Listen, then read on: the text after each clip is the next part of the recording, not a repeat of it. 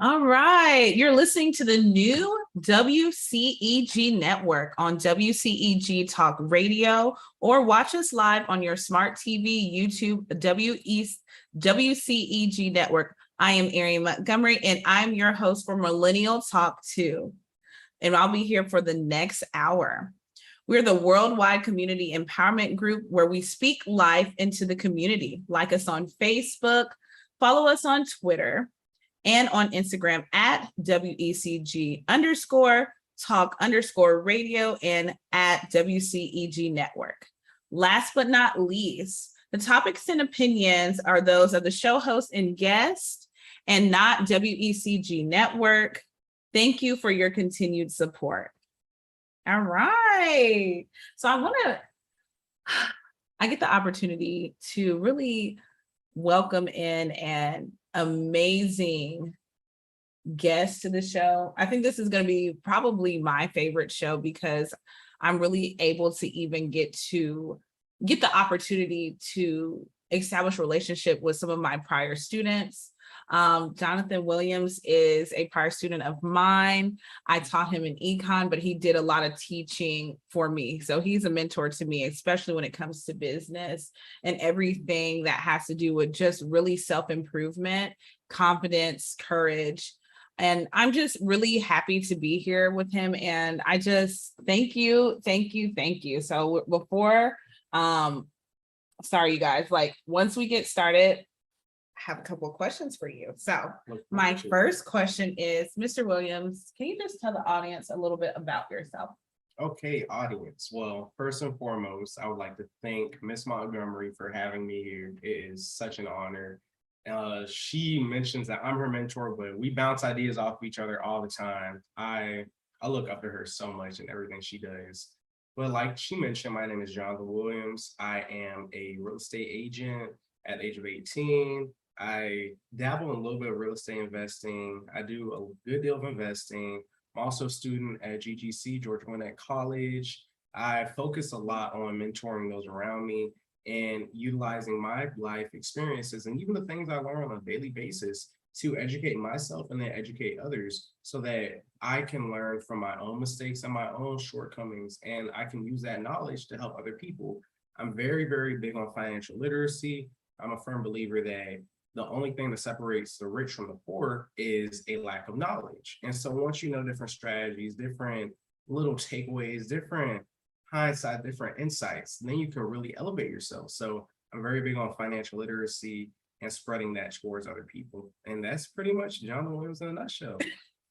Y'all get to see what an amazing, just a person you are. So my first question is, well, this is actually my second question.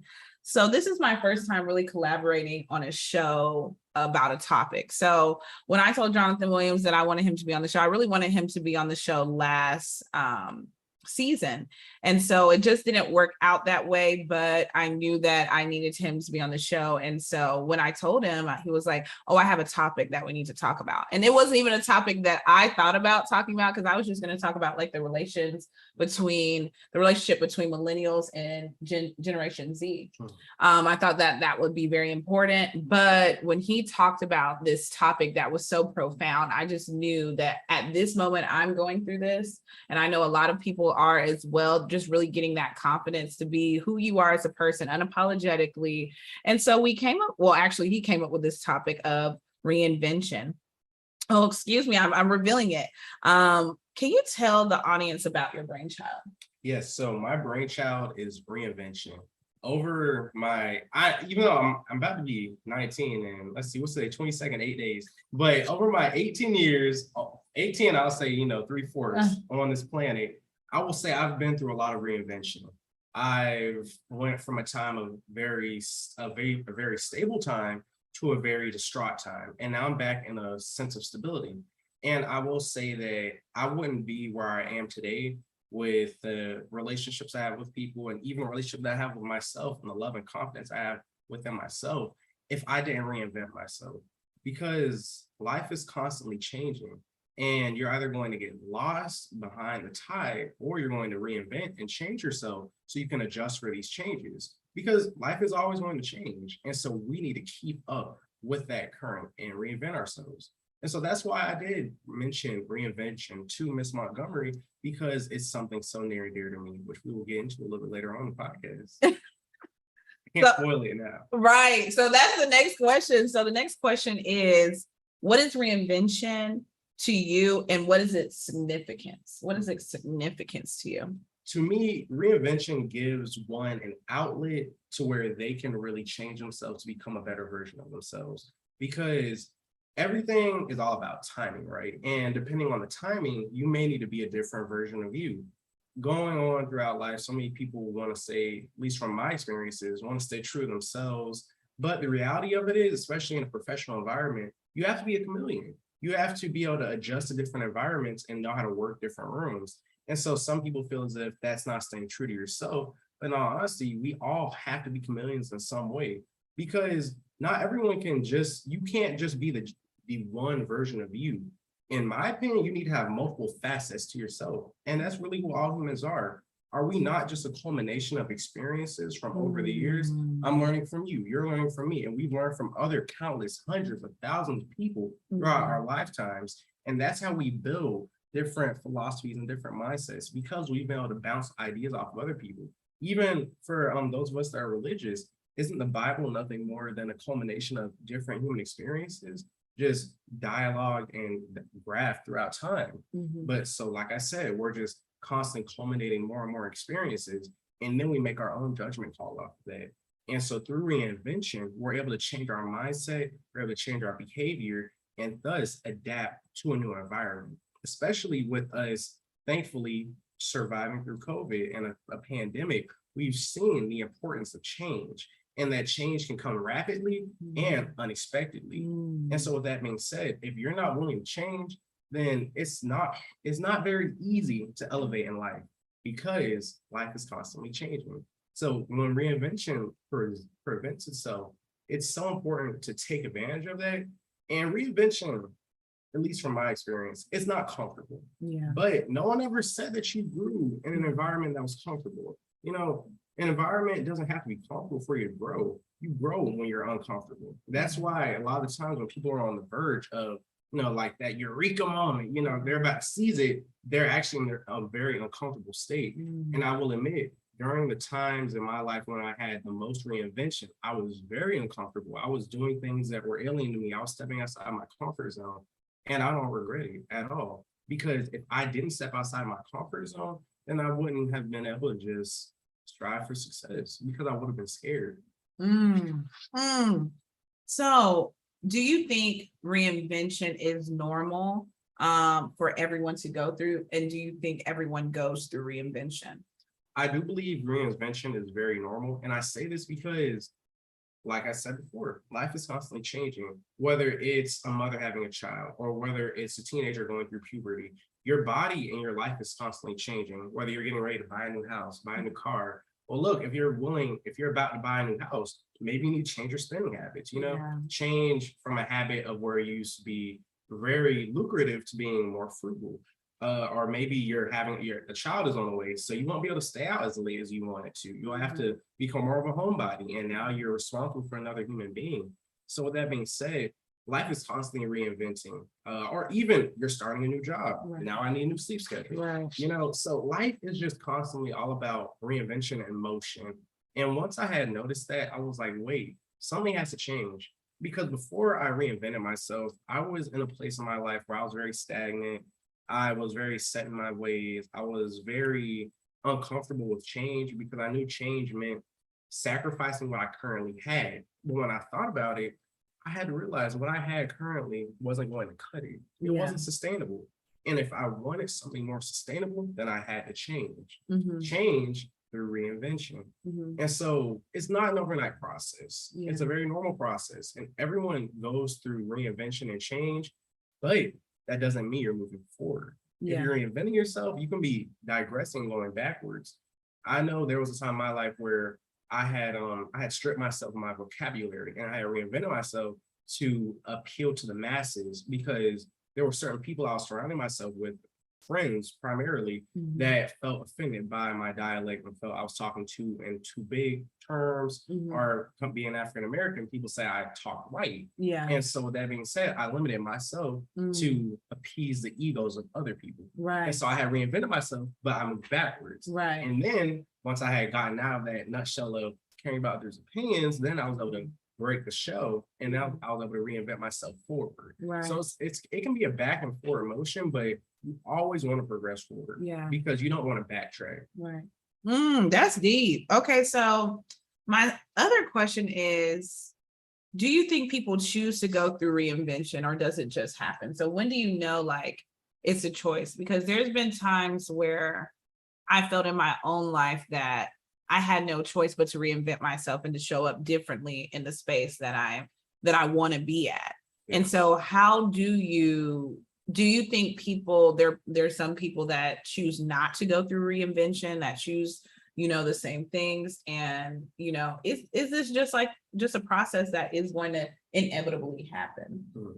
For me personally, I will admit that reinvention happens voluntarily and involuntarily. It just depends. For instance, if you're in a situation where a natural disaster happens, right, you're going to have to reinvent.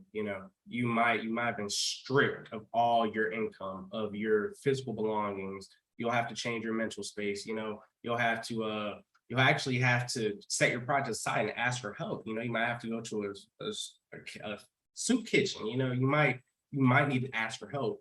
And so I will admit that reinvention and change, they go hand in hand, because change is a conduit of reinvention. So you're only able to reinvent through change. And so that being said, because life is constantly changing, reinvention is something that you can do optionally. You don't have to change your ways. You can literally be set in your ways, stuck in your ways, and you could just carry on and you'll have an efficient life. But that doesn't mean it's a good life. It doesn't mean that it's a life that you're getting the most benefit out of. And that's something that I've noticed a lot of people, when they're set in their ways, they've chosen not to reinvent themselves. So it is very optional. And I will say it is the best option. It's the best thing you can do for yourself, because you will notice that you're sacrificing now to benefit later. And that goes to delayed gratification. A lot of the time, people are afraid to reinvent because of the delayed gratification. Because what I'm doing today, I may not see the fruits of my labor tomorrow, but a year from now, I will most definitely, because I've been being consistent. I've woken up and I said, I'm going to do things differently. I'm going to change my mindset. I'm going to do a good deed. I'm going to treat somebody better. If I normally treat somebody this way, I'm going to treat them even better. I'm going to change their opinion of me. And so it's not an overnight process, but you have to have delayed gratification and have the patience. You have to trust in the process, because it's not easy. But if it was easy, then couldn't everybody do it? And that's how I view things, is that people that are successful have determination. And always, whenever I'm constantly reinventing myself, because I'm almost like when you're sculpting something, constantly chipping away and just making the best version possible. And that's how I see myself, as a constant work in progress and as a conduit of change, so that whenever I enter the life of someone else, I can say that I left you better than how I found you. Not saying that you were worse off than before I found you, but saying that I can leave you before I leave you out of your life for whatever reason it may be. Maybe I moved or anything happens, that I left you better than how I found you. I equipped you with more knowledge. I showed you a different side of things, a different perspective than you were accustomed to. And I actually pushed you out of your comfort zone to change for the better and to reinvent yourself. I'm telling you, see, Jonathan is like this. I'm not gonna lie. Even as I was 30-year-old, when I was around Jonathan, even in class, I just knew that there was a difference in him. Like, he was confident in himself as a business person. I want you to talk about, this is getting a little bit off topic, but I want you to talk about what you did around Central Gwinnett High School when it came to the organizations you were a part of, just really your aspirations, your goals, and then like the rewards that you got, and just the praise that you got, because you were just so amazing in these roles. Like, it's almost as if, how some people are just older, like have an older soul, you know what I mean? And, are a little bit more mature than those around them and is really a guiding light. And I know we're getting a little bit ahead of ourselves because I do want to talk about this in the show, but I do want you to just set the premise of like what you have done, even in Gwinnett County Public Schools, in Central Gwinnett High School, to really make it a better place for all of us, teachers, students, principal, assistant principals, because you have been such a bright light to us. Well, thank you so much for your praise, Ms. Montgomery. Like she did say, I've always stood out from the crowd because of my confidence. I came when I was younger. I used to be very insecure. I used to lack a lot of confidence. When I was younger, I used to have eczema, so my skin had different dry patches. I was very insecure about that. I was very insecure about at times my race, because at times going in different environments, I felt as if I was treated differently because of my skin color. But I learned to love my flaws, and things that I thought were flaws actually became beautiful to me. People that I used to admire for their accomplishments and whatnot, I started to ask myself, how can I make my own accomplishments? How can I pave my own way? How can I boost myself to a level where I'm confident? And so then I had to reshape the image of myself. And so going into high school, I had just gotten off of a Rule 12. If you don't know what that is, basically a Rule 12 is a behavior contract. And the next step from a Rule 12 is being paneled. So I was almost in alternative school, aka give. And so going to high school, I was fresh off Rule 12 in middle school. And I knew that I wanted to reshape my destiny. So I came up with this vision, right? And so I said, Super Jonathan, what does he do? How does he act? How does he uphold himself? How does he treat other people? How does he treat himself? How does he view himself? How does he view others? And so I started to slowly engrave aspects of that new me into my daily routine.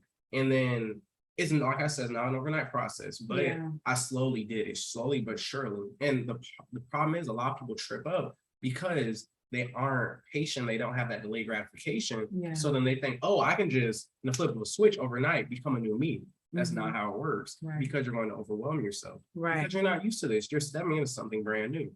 And so going to Central Gwinnett High School, I knew that I had a game plan. And I couldn't have done it without support of other people like you, Ms. Montgomery, and special shout out to my mentor, Dr. Kylie Woodley Jones. Without her, I wouldn't have been able to network and meet a lot of people that I have, or even learn a lot of the business savviness that I do have, because she is a real estate investor. She is an entrepreneur. She's a teacher. She's a mom. She is incredible. And at the same time, she does it all being a Black woman. So I really do appreciate her for that, because I know that society really does belittle African American women. And they're one of the most intelligent individuals on this planet. And so special shout out just to Black women anywhere. Black women killing it, just doing their thing, making their own way. But back on topic, when I went to Central, I knew I had a game plan, and I just decided that I was going to work every single room. I was going to put myself in positions to where I knew I could be successful and utilize my resources, because more often than not, we were just talking about this before the podcast started, was a lot of times people just stand on their resources, but they don't see, how can I put two and two together and make four? So instead of standing on it to reach your goal, how about you build off of your resources and connect them together so that you can actually reach those heights that you want to achieve? And so I started, and I knew I had resources already, but I knew it was time to network and make new connections and to gain more resources. That's what I did. And then coming up to my senior year, well, really junior year, I was supposed to take over the Central Gwinnett High School Castle School store. However, COVID hit. And so with that being said, my entire junior year, I was just prepping, and I was learning the ropes, but I didn't have any physical customers. August of 2021 came around, and the social distancing ban was pretty much the restriction was uplifted, and I had customers in the store. So I became the manager of the school store at Central Gwinnett High School. Under my leadership, we almost hit $90,000 from August to May. Grew up in 90 minutes a day. And I can't even say 5 days a week because of breaks and shortened weeks and whatnot, and unexpected days out of school. So I'll give or take 4 or 5 days out of the week. We were averaging like $700-800 a day. And I one of my full-time jobs outside of real estate is Quick Trip. And so I took the core values from Quick Trip, and I said, okay, if I know that we can be the best of the best, we We don't need to ever be satisfied. If I can apply those core concepts from my 9 to 5 to the school store, I know I can make a change.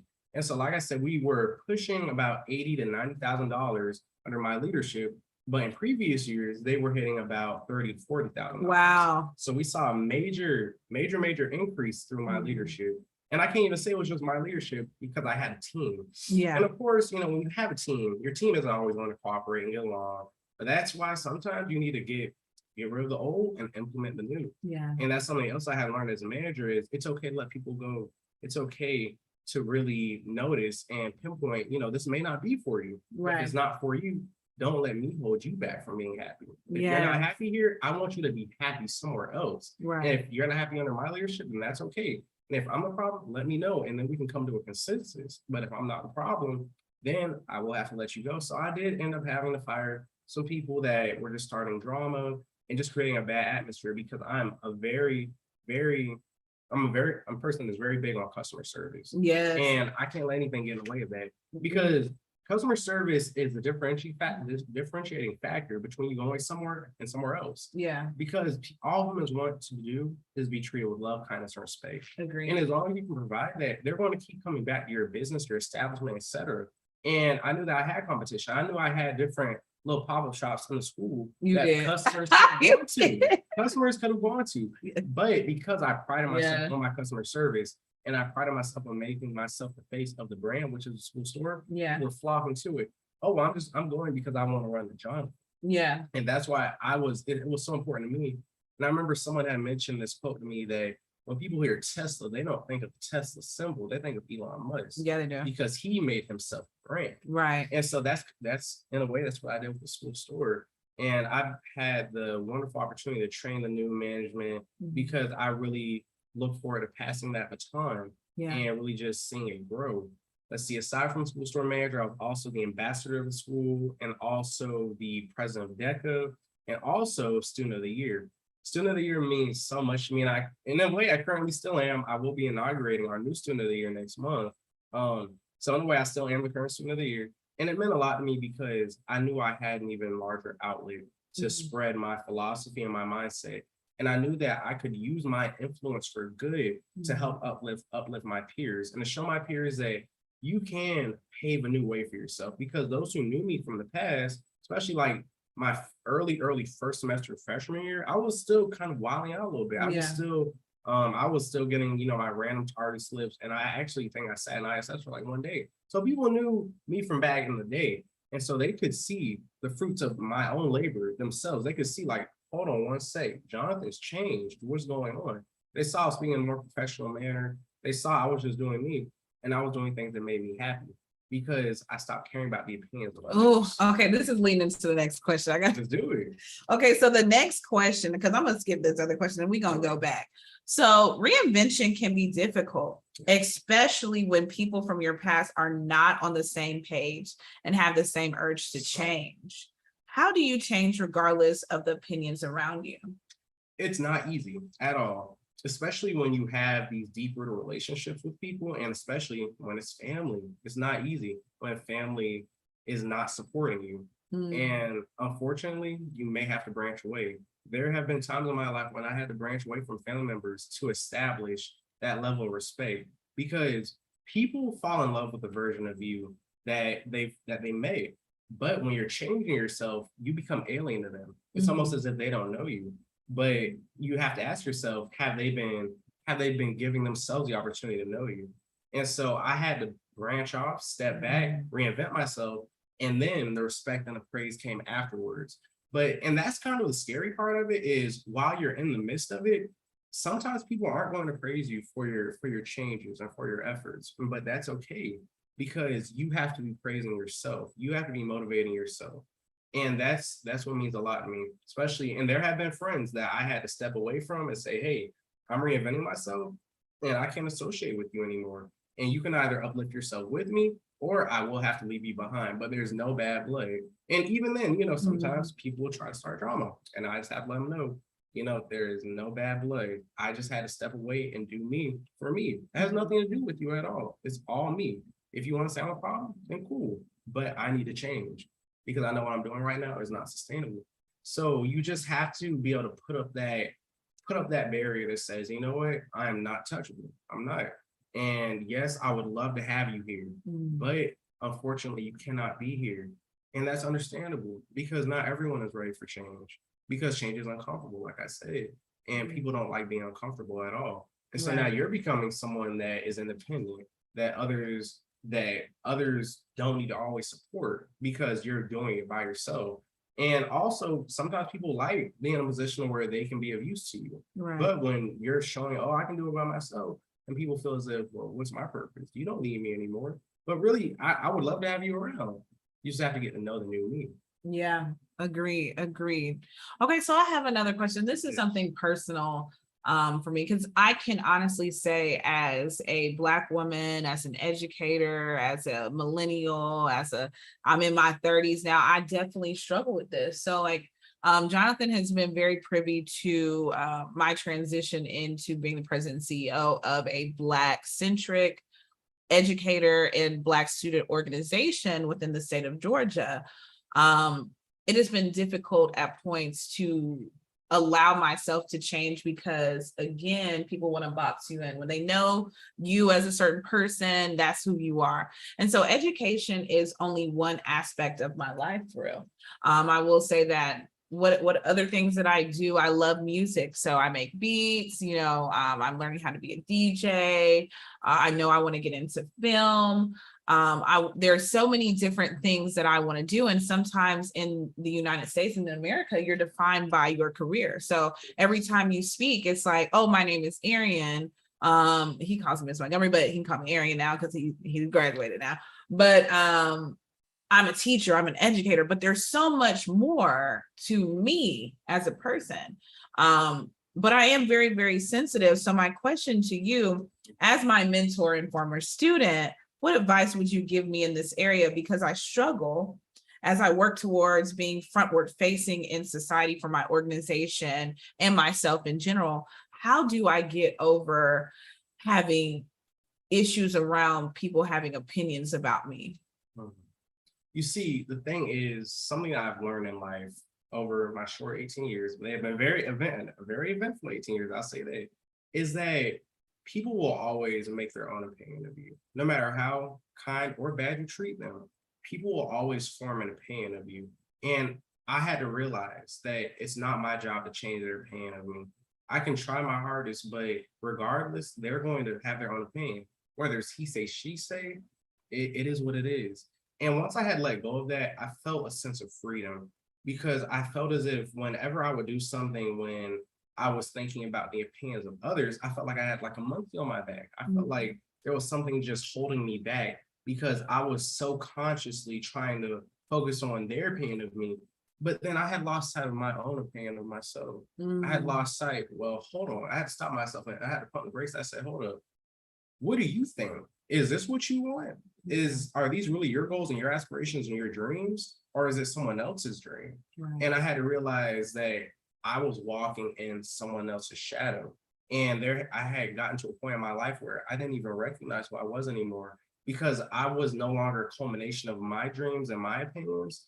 Yet I had become a culmination of other people's dreams and opinions and aspirations because people had projected that onto me. Yeah. And I had literally made myself a blank canvas. And so I just let people project their own insecurities and failures and opinions onto me. And so I had lost track.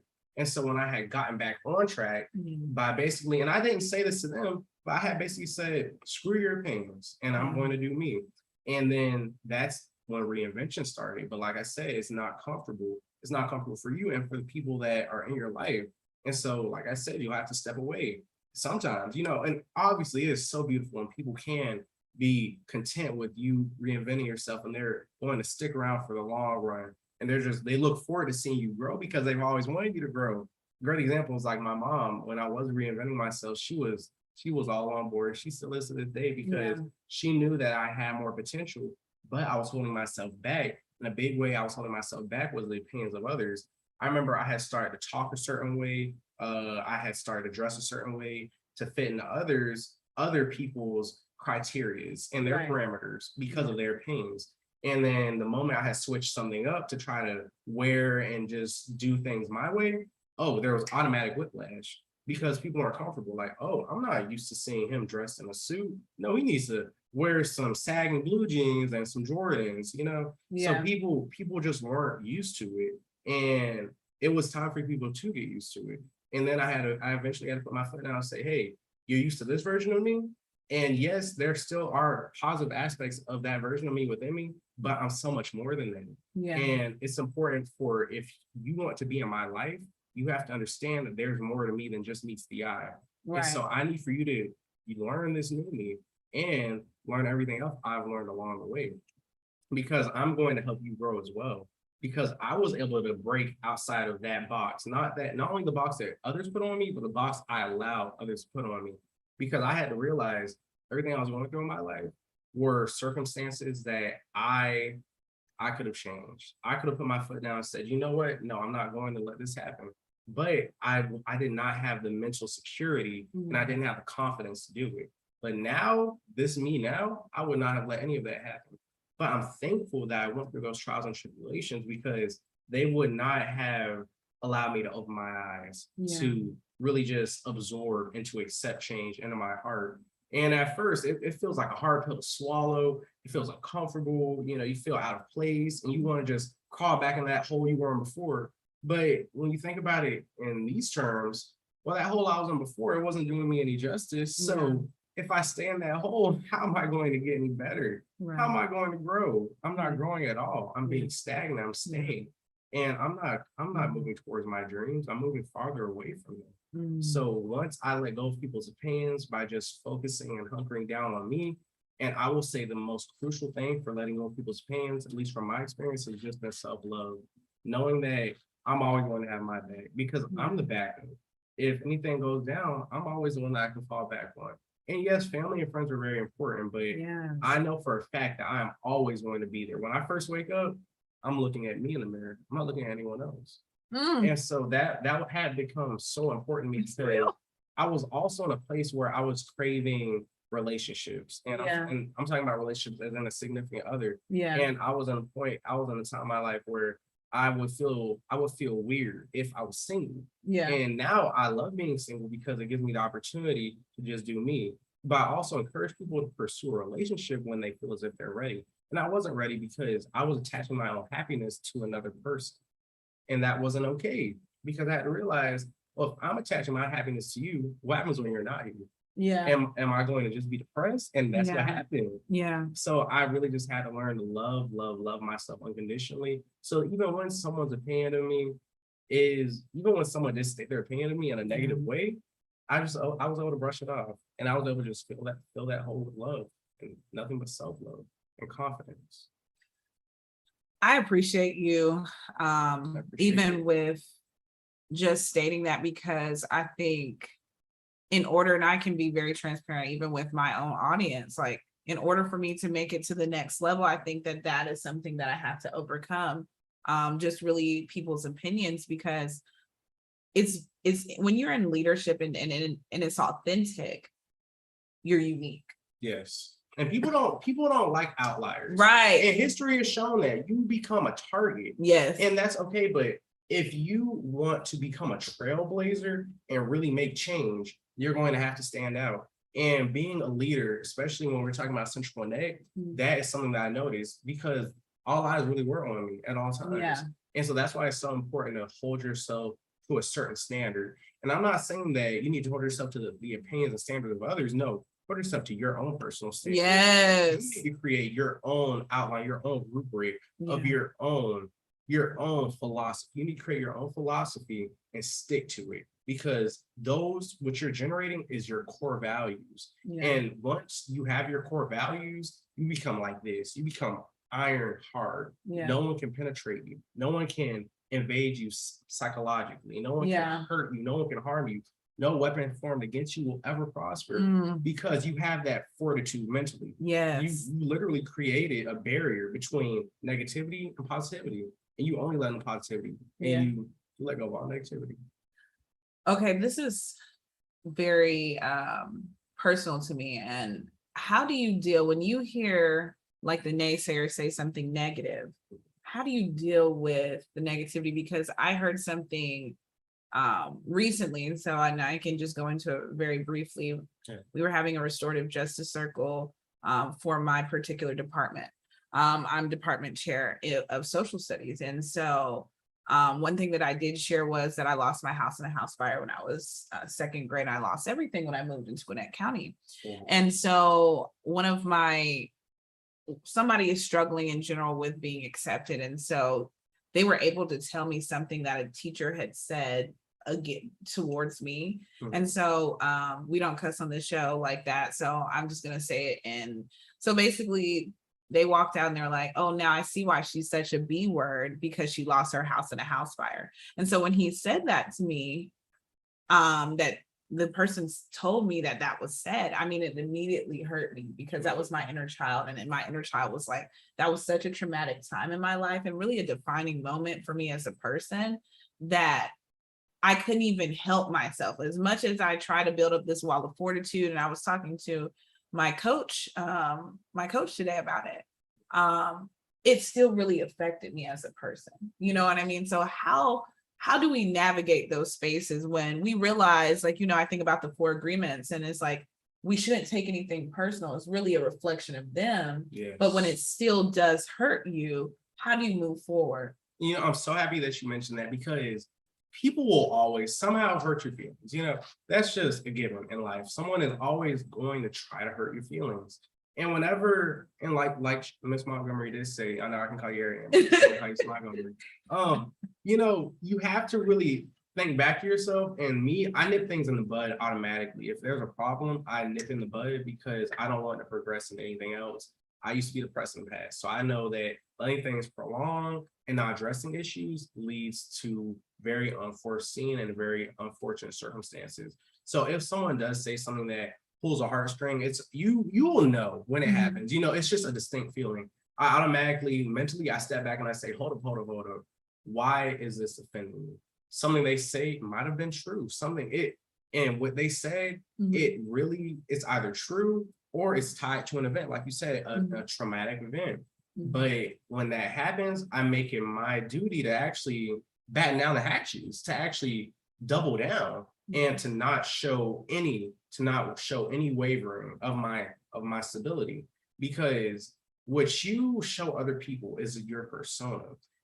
What you see here is nothing more than a reflection of your willpower. Your physical body that you see is nothing more than your willpower speaking and expressing itself. So you have to constantly work at it and mend it and reinvent yourself to constantly update your willpower.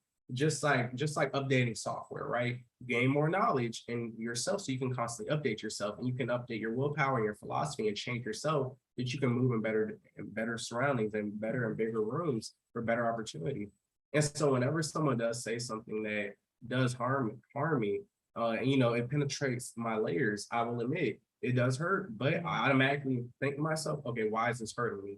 Because a lot of times people just brush under the rug. And you can't do that, because there's a reason this harmed you. And you should be actually thankful, at least in my opinion, you should be thankful it harmed you, because it gives you an opportunity to focus on that. So now you can refortify. Because, the next time someone does find out about that event, hopefully when they bring it up to you, it's not a negative way, but if it is a negative way, you're able to shrug it off. Yeah. So you're just constantly training yourself to become the best version of you, because there's always opportunity out there presenting itself. And before I changed my mindset about things, I had to realize that there's always opportunity, and I need to seek opportunity. No one is going to give me a handbook in life. Yeah. Actually, as you live life, you make your own handbook. Yeah. And then you share your own experiences with other people from your personal handbook, like we're doing right now. We're just sharing our own experiences.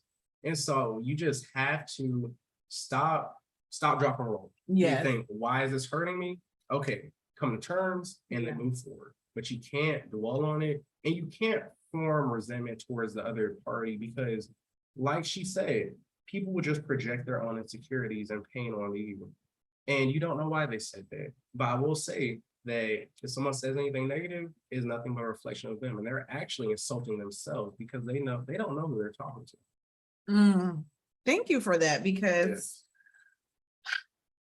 This You is have to see you always have to see yourself in the yeah, best light. Best yeah, light. You can't have any rooms for any cracks to right, penetrate because people will literally take advantage of that. right. And I kid you not, the devil looks for any opportunity to He literally drag you down. busy, Listen, busy, always, busy, always busy busy. at work.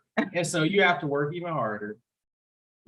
So another question I have, as a millennial educator, I see older generations, mine included, not utilize or tap into the knowledge of Generation Z and what you guys have to offer. What advice do you have when dealing with each other cross-generationally? Yes.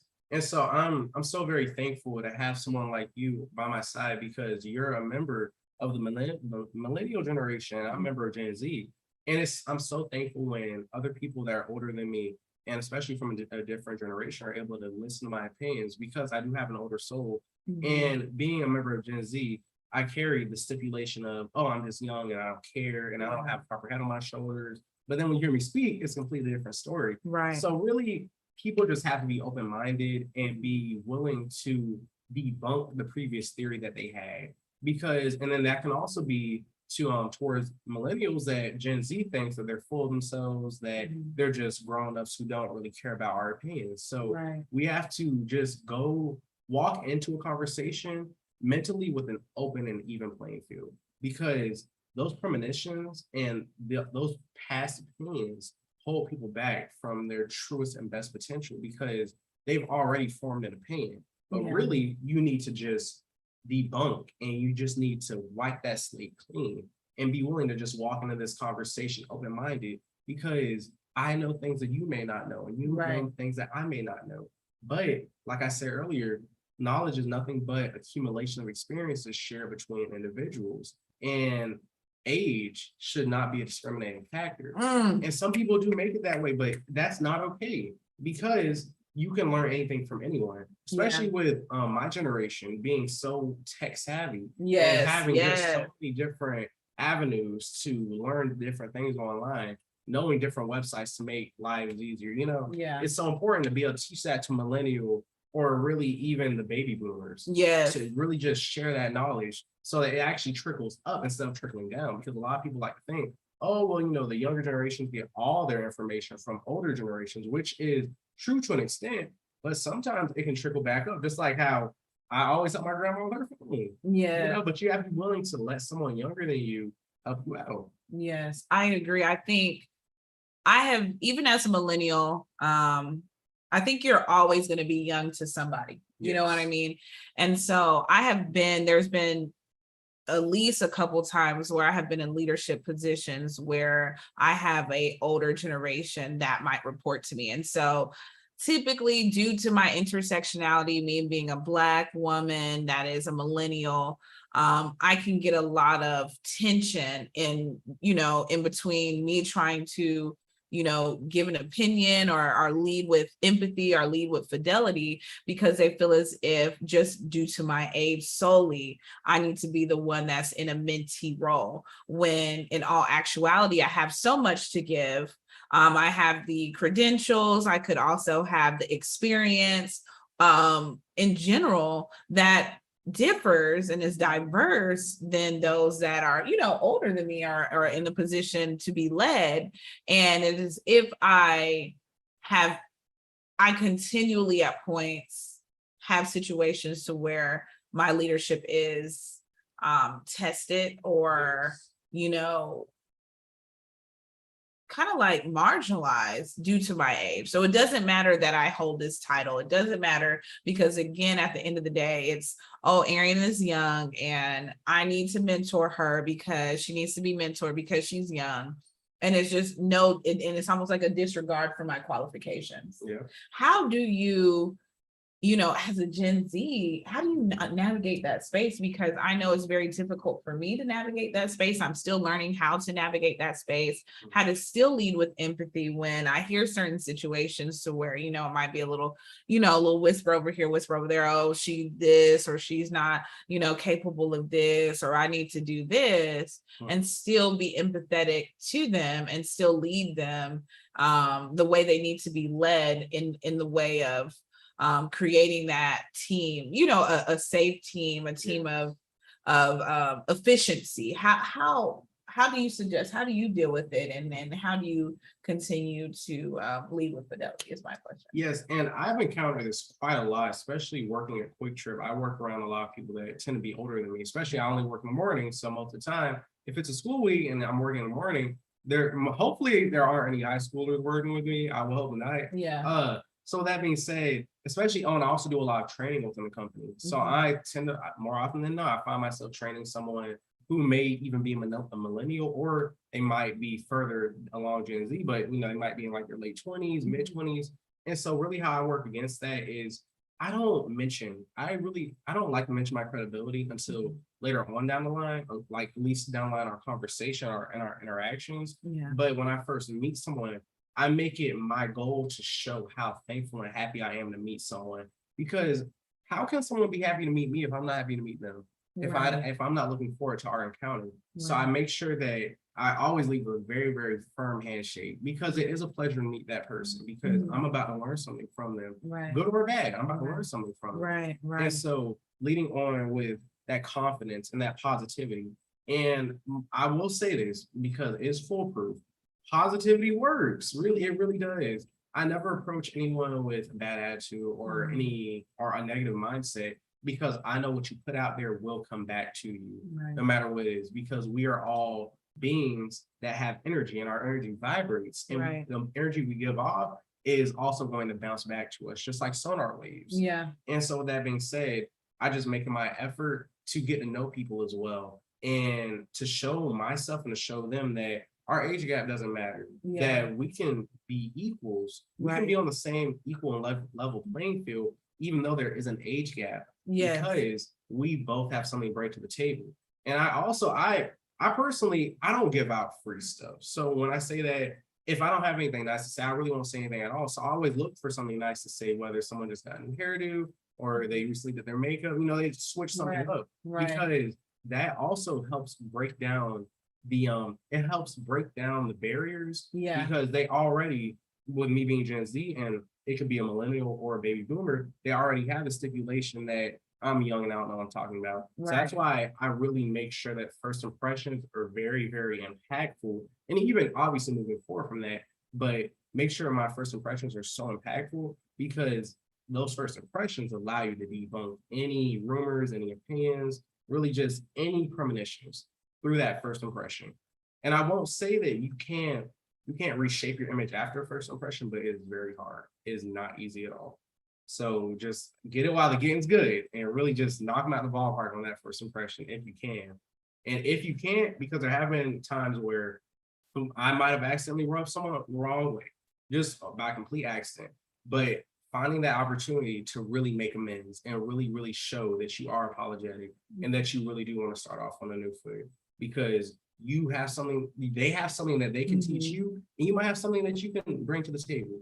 But you have to emphasize that you can bring something to the table, because all relationships, whether it's intimate or non-intimate, are nothing more than just sharing your knowledge and sharing your experiences. What do you bring to the table? How can I help you? How can you help me? I don't want you in my life if you can't benefit me. And you shouldn't want me in your life if I can't benefit you. So almost like a symbiotic relationship. What I find it interesting is, and this is just going back to identity, because I think identity is so big when we're discussing like the relationships between different people, you know? And so it's almost like, you know, and I tell people, like, all people have implicit bias. It doesn't matter who you are as a person. It could be, oh, I have an implicit bias. I favor, you know, a certain ethnic group, or I favor a certain gender, or I favor a certain age group. And so really trying to get people out of that implicit bias stage really is good when you're building relationships, because you could really change the trajectory for all people that share your identity or that part of your intersectionality, just by establishing a relationship with somebody that might not be like you. So really just coming in and being like, yeah, I know we're different, but you know, these are things that we can relate on.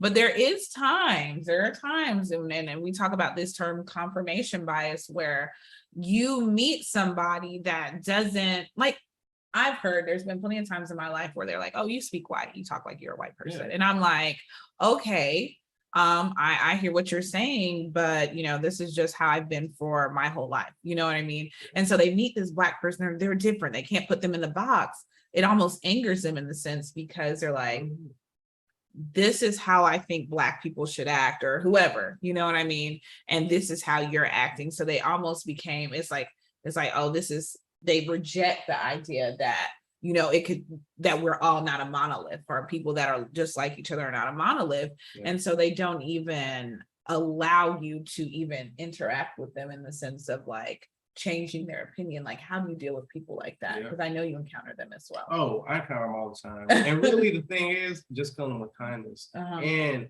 you, to an extent, I had to understand that there's only so much that I can do. And if someone really isn't allowing, because it takes cooperation. So I need a little leeway. I need to let down your guard just a tiny bit and give benefit of the doubt. Because with me being a young African-American man and also a member of Gen Z, that's something that works against me. And also, you know, when we have my hair braided, sometimes people will think, oh, well, he's not maybe as serious and whatnot. But with that being said, excuse me, with that being said, I always come with kindness. I always remind people that we're equal, that we both bleed red, and that I have something I can bring to the table. And I ask just for, like I said, just an equal level playing field with no bias, and just give me the benefit of the doubt. And maybe I can change your opinion on Black people, on young Black men, and Gen Z as a whole. Yeah. Just maybe. And if I can't, well, I hope someone else can. Right. So we're coming up to our last 10 minutes. And so I do want to ask you these last two questions, because I think this just kind of sums it up and really gives, this conversation has given me hope. And this is something that I need. So this was very healing for me. It was a very healing space, and I appreciate you for this. Thank you for having me. So my question to you is, what was the defining moment in your life when you knew you needed to reinvent yourself, or simply reinvention was actually, you know, something that was possible? I knew this, and this is from my past. So I remember when I haven't always had a strong father figure in my life, because throughout the majority of my life, my father has been in and out of the system. He's been incarcerated. And when I saw him get arrested, I knew that reinvention was possible, because he was someone that I had begun to look up to. However, I knew that he was holding himself back. If people think I'm intelligent, my father is a lot more intelligent than I am, but he just made certain bad decisions. And those decisions continued to haunt him over the years, which created a bias towards law enforcement, and law enforcement having a bias towards him. And so I saw that I could reinvent myself to better utilize the resources and the knowledge that I have, and I could build off of that. And so really, and it wasn't just him, but seeing how other people fell short in life, and other people weren't able to take hold of their dreams because they were in their own way, and seeing how I was in my own way and I was limiting myself, whether I wasn't treating people kindly or I was treating myself not a kind way. I had to realize, wait, I'm pointing the finger at everybody else except me.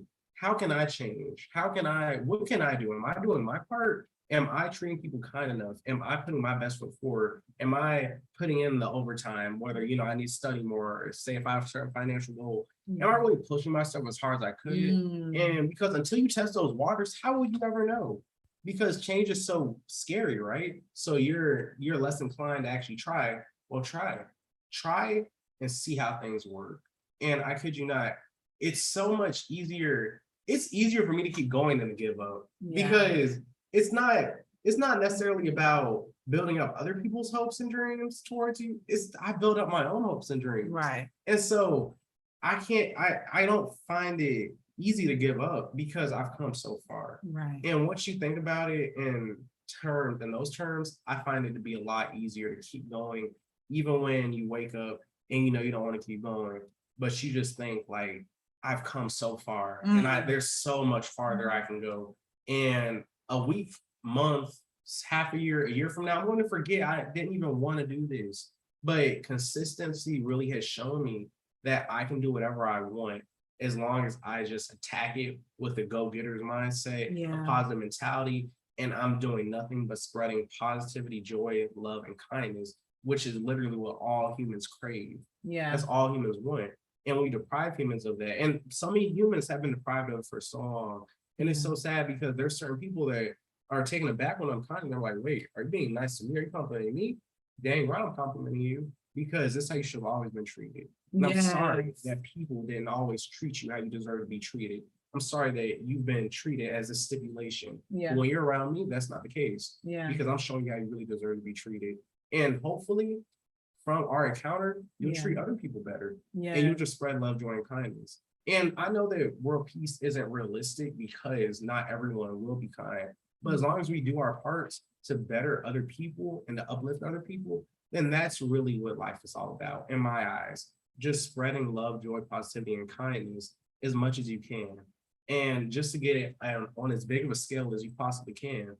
And just really not comparing yourself to others. You know, you could use other people as a blueprint, but once you start trying to be someone else, then you're no longer living your purpose, you're living their purpose. You hit on some things.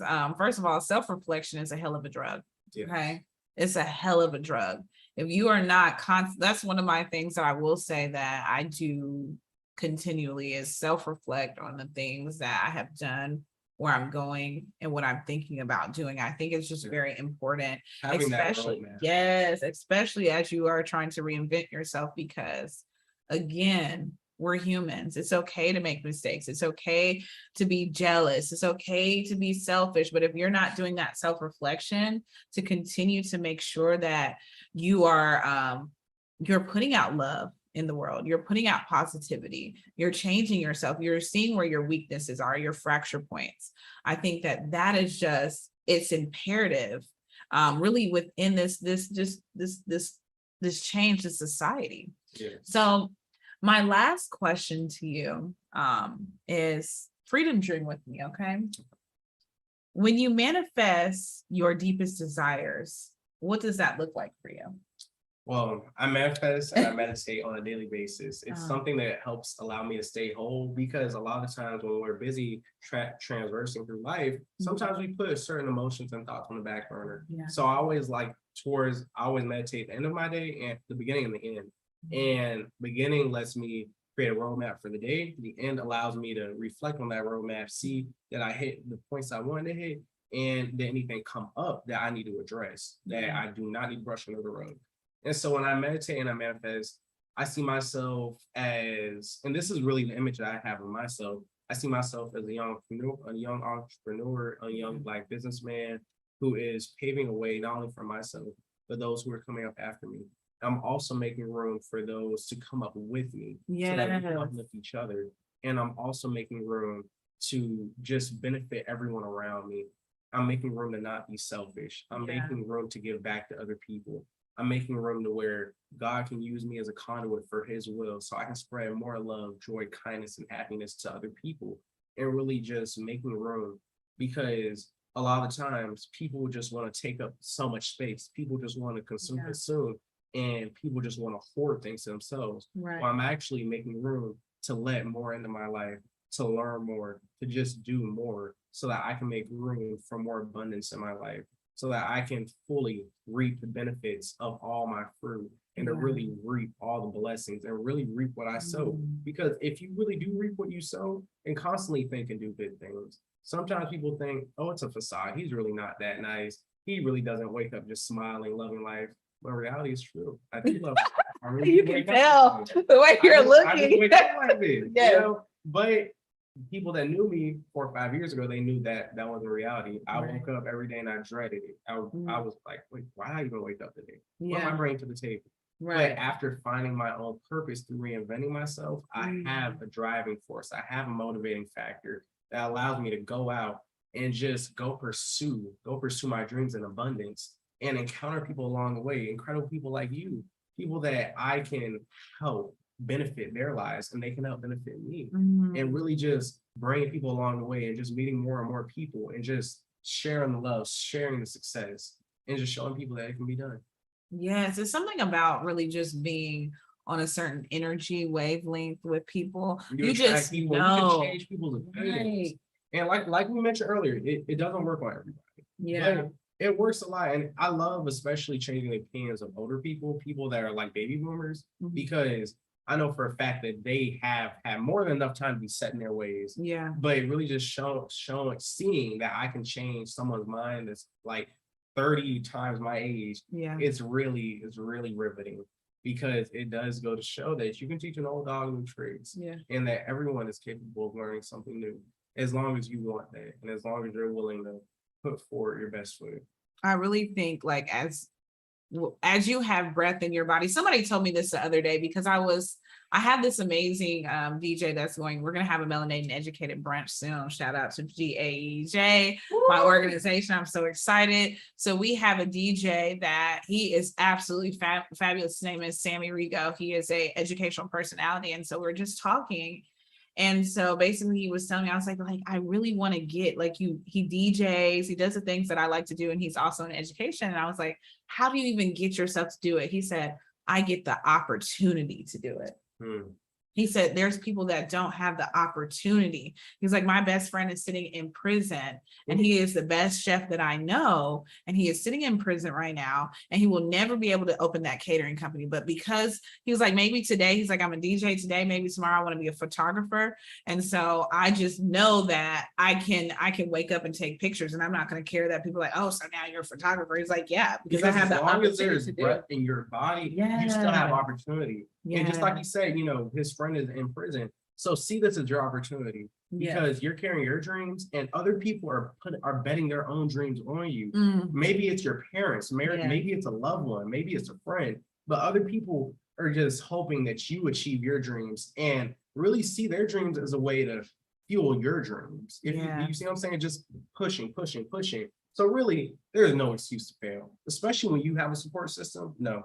Use your resources to become the best you that you can be, because it's out there. You just have to go and grab it. If you can't find it, if you don't see it yet, then you need to look within yourself and project it outwards to create your own path. And you choose to let people win. And you choose to also exclude people. Yes. Well, you guys, we're coming towards the end of the show. This was such an amazing time with you guys. I just want to say thank you. No, thank you for coming. I really appreciate it.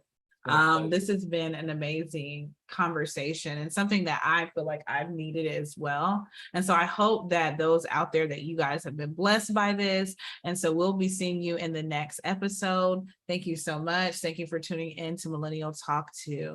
Bye, you guys. Bye, you guys. Spreading love, kindness, positivity, and joy all your ways.